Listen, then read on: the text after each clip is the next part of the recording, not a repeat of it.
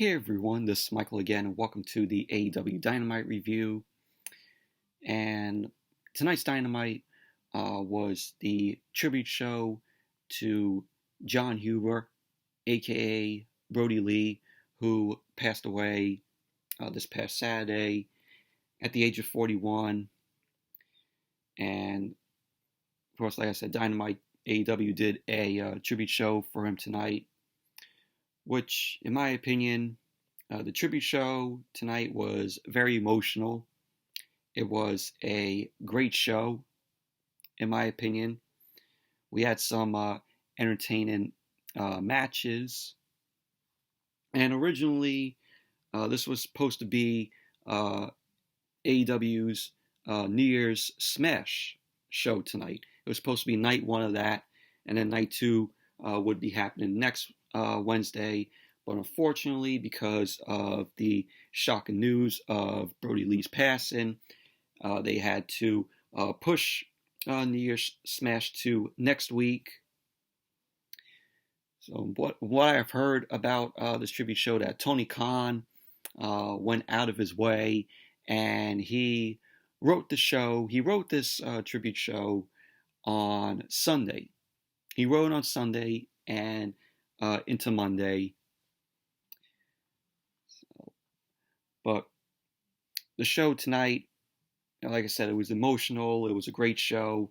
And I haven't seen a tribute show done like this since Eddie's passing, since Eddie Guerrero's passing in 2005. But tonight, we saw the Young Bucks and Colt Cabana versus Private Party and Matt Hardy Party. We had Evil Uno, Stu Grayson and Lance Archer versus Eddie Kingston, The Butcher and the Blade. Alex Reynolds, John Silver, and Hangman and Paige versus MJF, Santana, and Ortiz. We had Conti and Anna Jay versus Britt Baker and Penelope Ford. In the main event, we saw Cody Rhodes, Orange Cassidy, and 10 of the Dark Order versus Team Taz of Ricky Starks, Brian Cage, and Powerhouse Hobbs. And throughout the night, we had, the superstars, giving their memories of Brodie Lee for those that knew him. So we had that tonight. But let's get on with the Dynamite review. So Dynamite opened up tonight. The tribute show to Brodie Lee opened up tonight with the roster. They were standing on the ramp. We saw Tony Khan standing in front, aside of Brodie Lee's family. His wife was there, and his two sons. Of course, his son, Brodie Lee Jr., who is referred to as -1 or -1. He was wearing a mask. He was he was wearing a blue suit and blue tie. And they actually did sign Brodie Lee. AEW did sign Brodie Lee Jr., 8 years old. And he will be competing in AEW when he's at that rightful age. So he will be competing in AEW in the future when he gets to that age where he could compete. So that's a little news that was put out there. So Brodie Lee Jr., -1, is now going to be a part of the AEW roster in the future. But they were standing there, and they did the 10-bell salute, which WWE did not do on Monday Night Raw this past Monday. They just, of course, had the graphic for Brodie Lee, but it just said Luke Harper as what, of course, his WWE name was. So we had that 10-bell salute. And then after the 10-bell salute, we had a taped video with Jon Moxley, and he ended up saying that there isn't much more to say that hasn't been said. He admitted that. So he went on to talk about how Brodie Lee brought joy to the people around him. Moxley wanted to say that Brodie loved being a dad, and how this was a job. Moxley then called this a soccer-style kick to the face. He ended up knowing how pro wrestling is a community, and how everyone supports each other when we're down. Pro wrestling, is a community. You got the fans, you got, the talent there. They're part of the community. They're like a family. Hell, even, the fans, are like a family. With just people online, me and other fans just getting together and talking about everything, professional wrestling. But Moxley ended up hoping that Brodie's legacy will inspire people to be good to each other and appreciate life. He ended up saying that every day is a gift. Every day is special. And every day I got to spend with Brodie was most special. So Moxley ended the video saying, "I love you, Brodie, and I'll never forget you." Very well words that Moxley spoke.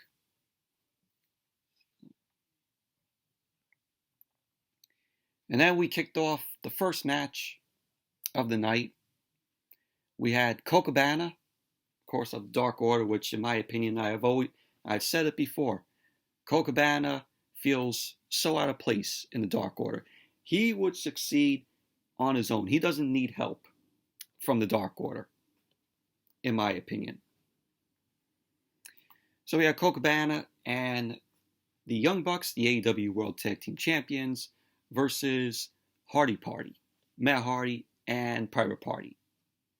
This was a very entertaining, awesome match here. Yeah, Cabana and Isaiah Cassidy, they started off the match. Cabana ended up catching Isaiah Cassidy with a right hand.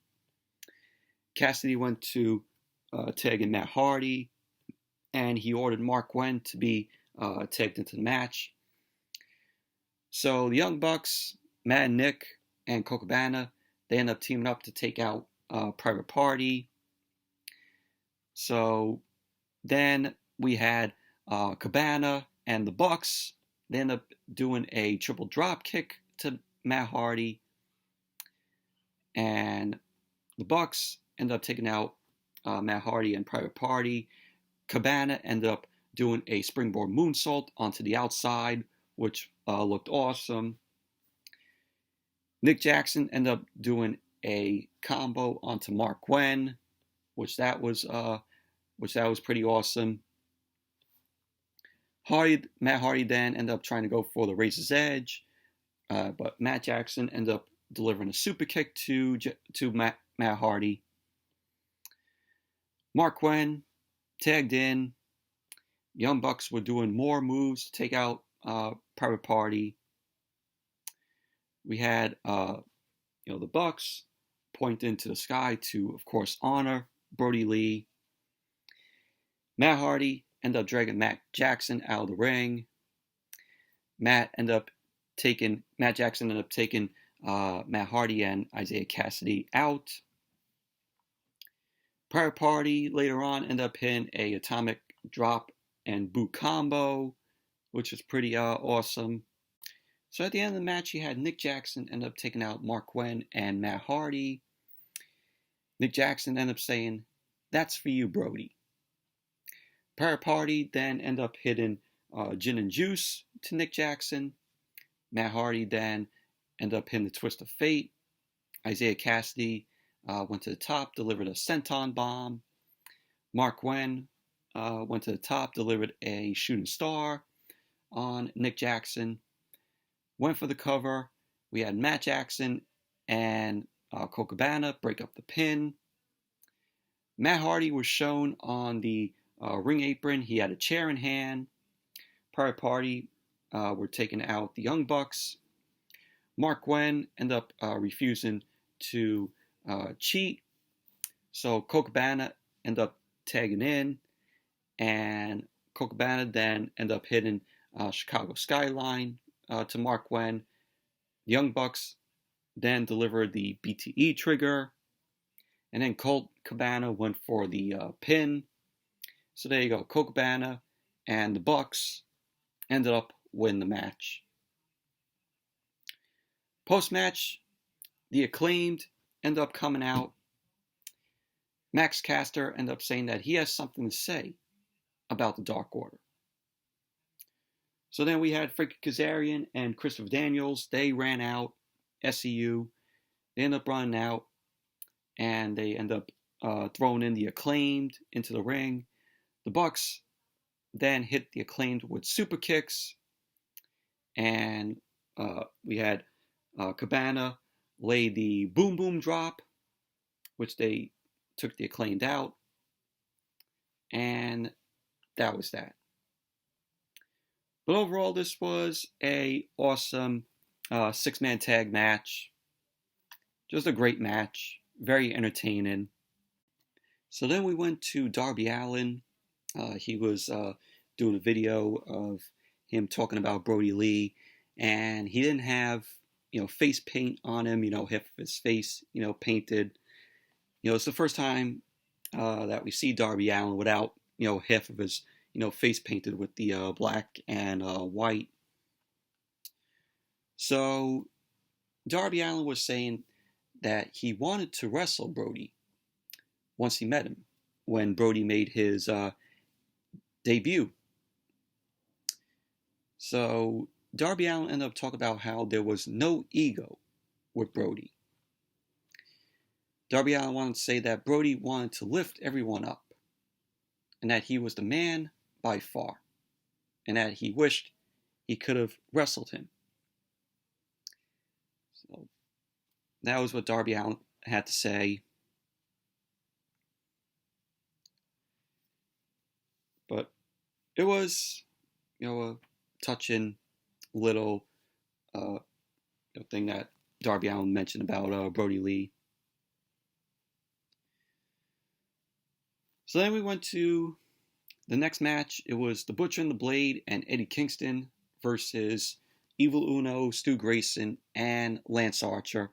Lance Archer was wearing Brodie Lee's gimmick that he had in WWE when he was, Luke Harper with the undershirt. So before the match got underway, Eddie Kingston got on the mic. He ended up saying, "Brodie, I love you. I miss you." So then, after he got all that out of the way, he ended up saying that the Dark Order is nothing without Brodie Lee. So Eddie Kingston ended up saying, "We're going to prove it, you cowards." And so the match ended up getting underway, which this was a very entertaining match here. This, in my opinion, was the first best match of the night. Evil Uno started the match with him taking out Eddie Kingston with a boot, which caused Butcher and the Blade and Evil Uno, Stu Grayson, Lance Archer to beat up on each other. And Lance Archer ended up using Evil Uno and Stu Grayson to body slam the both of them on Kingston. So then Evil Uno and Stu Grayson end up suplexing Lance Archer onto Kingston. Stu Grayson end up taking out Kingston with stomps in the corner. We had the Bunny, aka Allie. She ended up distracting Stu Grayson, which caused a distraction, which the Butcher and the Blade then took control, and they end up taking out Stu Grayson. So then we had Jake Roberts providing a distraction to the Blade, which gave Stu Grayson a chance to hit a huge sidewalk slam to the Blade. Lance Archer, Grayson, and Evil Uno, they started wearing down the Blade. Evil Uno then ended up hitting a senton bomb, but Blade ended up kicking out. So later on in the match, we had Lance Archer, and he ended up going old school where he was walking on the top rope, and he leapt off the top rope and delivered a springboard moonsault to the Blade, which was cool. The Butcher then ran in, started trading strikes with Lance Archer. Archer ended up taking the Butcher out with a pounce. And at the end of the match, Stu Grayson ended up taking out the Butcher. And him and Evil Uno delivered the fatality to the Butcher. So there you go. Uno, Grayson, and Lance Archer won the match. Post-match, Eddie Kingston ended up making his way into the ring. And Grayson and Uno and Lance Archer end up taking Eddie Kingston down with some strikes. Jake Roberts was also in there, and he ended up taking out Eddie Kingston with a strike, which was cool. And Jericho on commentary was happy about that. And Jericho did commentary throughout the whole show, which was great. Always gotta love Jericho when he does commentary frequently for some AEW shows. But overall, this was the first best match of the night. It was a very entertaining, good match here. And then we had another testimonial. It ended up beginning with a slideshow of Brodie Lee and pictures of him and his family. We had Arn Ennis and Colt Cabana. They ended up sharing their memories of Brodie and how much of a family man he was. And we had the referee, Bryce Remsburg, on how he remembered Brodie Lee and the memories together of him and Brodie talking about their families. And Bryce ended up saying, if there was a Mount Rushmore of wrestling dads, he thinks Brodie should be on that face. So, but, Bryce, he was very emotional, and it was really emotional what he had to say. Him and his memories of Brodie. And I liked what he had to say. If there was a Mount Rushmore of wrestling dads, Brodie should be on that Mount Rushmore. And good choice of words that he said. So then we had Alex Reynolds, John Silver, and Hangman and Paige versus MJF, Santana, and Ortiz. And this was the second best match of the night, in my opinion. This was a very good match here. We had the match start off with Alex Reynolds and John Silver. They end up throwing papers at Santana and Ortiz. And this was done in honor of the bit on BTE, being the Elite, where Brodie Lee was on. So because of that, MJF ended up and had to hold back Santana and Ortiz. So MJF started off the match against Hangman and Paige. It was back and forth between them, and Paige ended up knocking MJF outside. MJF was shown yelling at Brodie Lee Jr. -1, and he was yelling at him before tagging in Ortiz. We had John Silver tagged in. He ended up taking out Ortiz with a shoulder tackle, followed it up with an arm drag. Ortiz then maneuvered it into a backbreaker. Santana came in, delivered a springboard crossbody, and later on we had Santana end up doing the Three Amigos in honor of Eddie Guerrero, and he did it to Alex Reynolds. We had MJF, Santana, and Ortiz. They end up keeping the pressure on Alex Reynolds. MJF went and tried to take out Hangman and Paige. Paige ended up countering, which allowed Alex Reynolds to take out MJF. So there was a point where Wardlow came in. Wardlow ended up taking out Alex Reynolds, and a surprise happened. Eric Rowan ended up coming in. Yes, Eric Rowan came in, and he dropped Wardlow with a choke slam, and he ran off Wardlow backstage. It was awesome to see Eric Rowan here. You know, it wouldn't be, tribute to Brodie Lee without Eric Rowan. Eric Rowan, when I think of, Brodie Lee, I think of him and Eric Rowan together. They were, of course, the Bludgeon Brothers. They were both in the Wyatt family with Bray Wyatt and Braun Strowman when they were in WWE. So then Silver and Reynolds end up hitting a combo to Ortiz. Paige ended up delivering the buckshot lariat, went for the cover. MJF was shown putting Ortiz's leg on the ropes, and he went back to Brodie Lee Jr. -1. He ended up taking off Brodie Lee Jr. -1's mask, and Brodie Lee Jr. ended up hitting MJF with the kendo stick. MJF was taken out. So then Ortiz was the only person in the ring. Silver ended up delivering the discus forearm, which of course was Brodie's finishing move. So Silver ended up laying that to Ortiz. And there you go. Reynolds, Silver, and Hangman and Paige end up winning the match. Post-match, you had John Silver.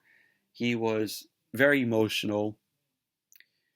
Eric Rowan, or as they were saying, Eric Redbeard, he ended up joining Reynolds and Silver in the ring. Eric Rowan was very emotional here. I mean, you got to feel for the guy, because this is the guy who traveled with Brodie Lee. When they were in WWE, when they probably weren't competing, they were good friends together. So Eric Rowan ended up holding up a sign, and the sign said, "Goodbye for now, my brother. See you down the road." So, it was cool to see Eric Rowan, or Eric Redbeard, as they were calling him. So, but he had to be there. He had to be there for this tribute show. So then he had Eddie Kingston do a testimonial. He expresses how much he'll miss Brodie. So Kingston then told Brodie's kids that he'll never be gone as long as you remember him. He ended up telling Brodie's kids about how much Brodie loved them. So that was a testimonial from Eddie Kingston. Then we had Britt Baker and Penelope Ford versus Anna Jay and Ty Conti. This was a solid women's match here.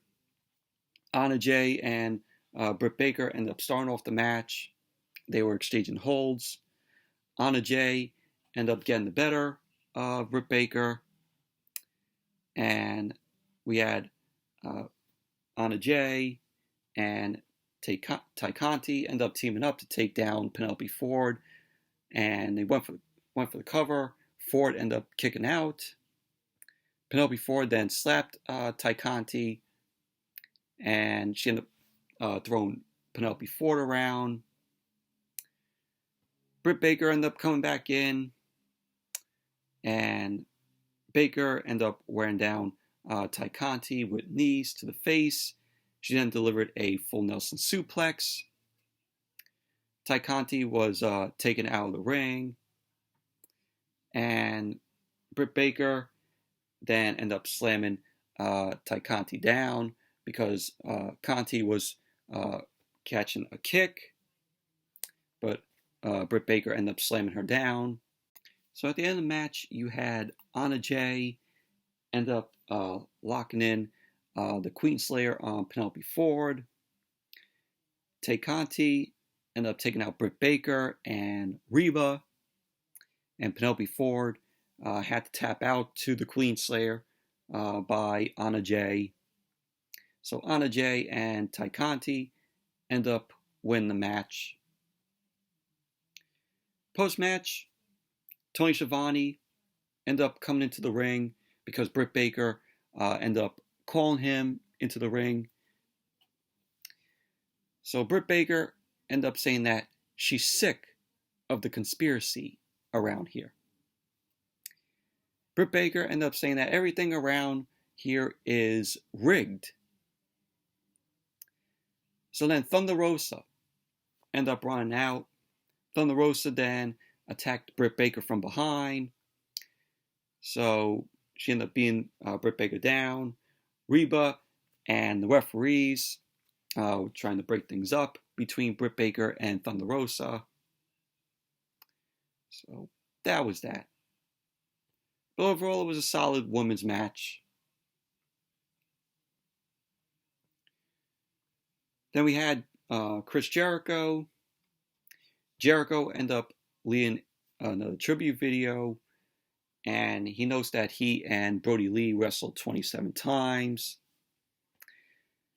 Jericho ended up wrestling him in Saudi Arabia, and talks about how smart Brodie was because he knew that an arrow was in his hotel room. And Jericho was like, "Oh, what is this? Is this a bug?" And he said that Brodie ended up telling him that was no bug, that it was an arrow in the hotel room pointed to Mecca. So Jericho ended up knowing that he brought Brodie Lee to AEW and proved that Brodie could be a main event level star. Jericho ended up saying that Brodie came to his house one day, and his dog, who normally doesn't like strangers, greeted him warmly, proving how great of a person he was. Jericho ended up closing out this tribute video saying, "I love you, Brodie. We are going to miss you. We promise to take care of your family." So, nice, little tribute that Jericho did. And then we went to the main event. Cody Rhodes, Orange Cassidy, and 10 of the Dark Order. They ended up taking on Team Taz, Brian Cage, Hobbs, Powerhouse Hobbs, and Ricky Starks. Of course, they were out there along with Taz and Taz's son, Hook. And before the match got underway, Orange Cassidy came out. He ended up giving Brodie Lee Jr. -1 a fist bump. So that was that. And it was announced that he, Cody, and 10 were handpicked for the match because they all were Brodie Lee Jr.'s favorite wrestlers. So that's kind of cool. But the match started off, and this was a good main event here.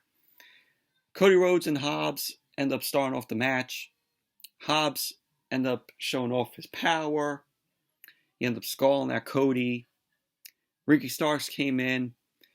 Cody ended up dropping Starks with a drop toe hold. Starks and Cody were shown trading strikes.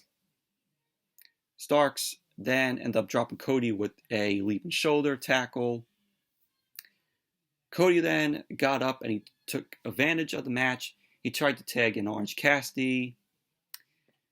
Cody ended up forcing the tag on 10 of the Dark Order.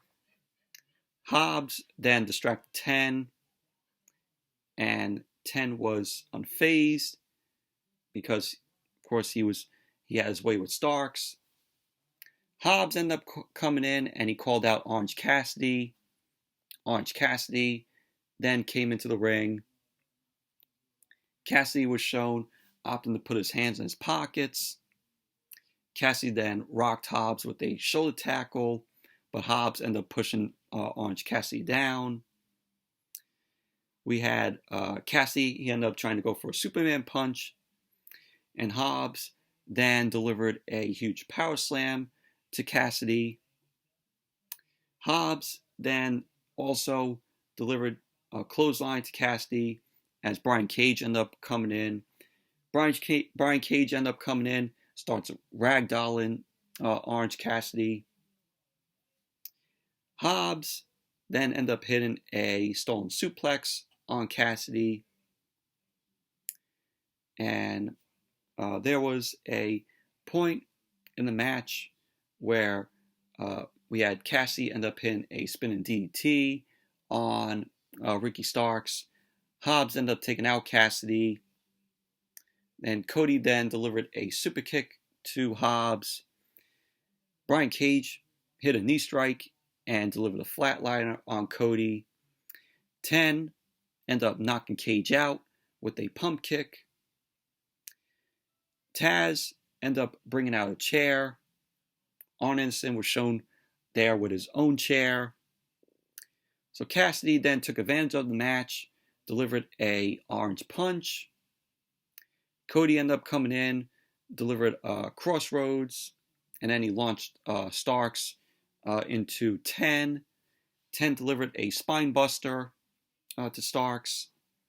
And there you go. Cody Rhodes, Orange Cassidy, and 10 ended up winning the match. Post-match, Cody then ended up hugging 10, and he was shown whispering something into 10's ear. Team Taz ended up coming in. They ended up taking out Cody, Orange Cassidy, and 10. The lights end up going out in the Daily's place, and Darby Allin makes his way out. Darby Allin ended up coming from the stands, just like how Moxley does. So the lights end up going out again. And this time, Sting came out. Sting also emerged from the stands. Him and Darby Allin made their way to the ring. Team Taz were shown on the ramp. Sting and Darby Allin then joined Cody, Orange Cassidy, and 10 in the ring. And we had Sting, Darby Allin, Cody, Orange Cassidy, and 10. They were staring down at Team Taz. So that was basically that. Then Dynamite went to commercial. Then when Dynamite came back from the commercial, we had the tribute now to Brodie Lee. Cody was in the ring alone. We had a Brodie chant break out from the crowd. Cody looked like he was trying to fight back tears. Cody ended up talking about the many stories everyone has told about Brodie Lee and the positive impact that Brodie had on everybody. Cody then went on to note that there aren't many people to have that kind of impact across many companies. So Cody then introduced Brodie Lee Jr. -1. So Brodie Lee Jr. -1 came out with his mother and 10 of the Dark Order, and also Tony Khan. So Cody was gesturing for -1 to leave his father's boots in the center of the ring. So he did leave his father's boots in the middle of the ring. Cody then was shown covering the boots with Brodie's scarf, his trademark scarf. So a spotlight was shown on the boots along with the scarf. Tony Khan then got on the mic. Tony Khan ended up saying to Brodie Lee Jr.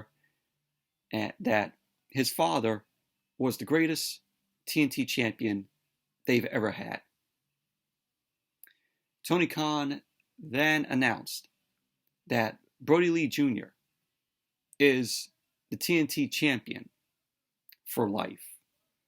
So they had a mini, TNT championship there. So Tony Khan ended up thanking the crowd for coming to the show, and Tony Khan ended Dynamite with a tribute video to Brodie Lee. And this whole tribute video was very, very emotional. It was very well done. It had pictures of him, his career, his family. There was even a picture of him and Bray Wyatt that was shown. And it was just showing clips and pictures from his career and his life. And that was how Dynamite went off the air. But it was a very well put together tribute to Brodie Lee. Very emotional. And we're all going to miss Brodie Lee. We're all going to miss Jon Huber. The guy was talented, and it's a shame that he passed away at a young age at 41. But thoughts and prayers go out to his family, of course his two kids. So just shocking news that broke out on Saturday night of his passing. He died of a lung issue. It wasn't COVID related. So, but Jon Huber, aka Brodie Lee, Luke Harper, may he rest in peace. But overall, Dynamite, it was a great tribute show to Brodie Lee tonight. Very entertaining matches that we saw. So anyways, that's it for the Dynamite review. Thank you all for watching. Hope you all enjoyed this review. And definitely give it a thumbs up, comment, subscribe. And I will see you all with the SmackDown review on Friday. So until then, see you all later.